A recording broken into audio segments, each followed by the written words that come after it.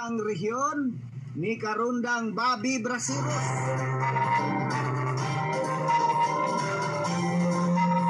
Namatod pa 27th IB naghatag og regalo sa mga residente sa Barangay Baganihan, Marilog District. Karundang Bobby, ihandos mo.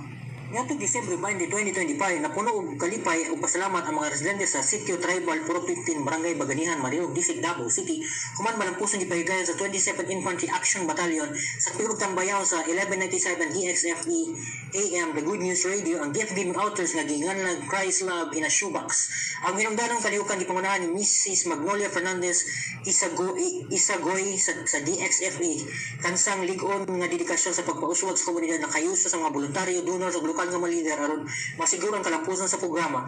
Ang mga kaong nga regalo mapinang gaon nga gihatag sa mga tigpaminaw o mga suporta sa DXFE naglangkob sa mga gamit sa eskwelahan, hygiene kits, dulaan ug pagkaon nga nakatog pahiyom ug kalipay sa mga ato pamilya sa komunidad.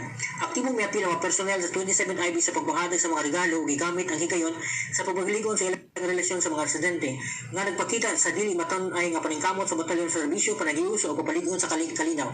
Ang ilang presensya nakabugna og kahimtangan sa panagigalaay, pagsali ug bitor nga sport ato sa tibuok nga kalihukan.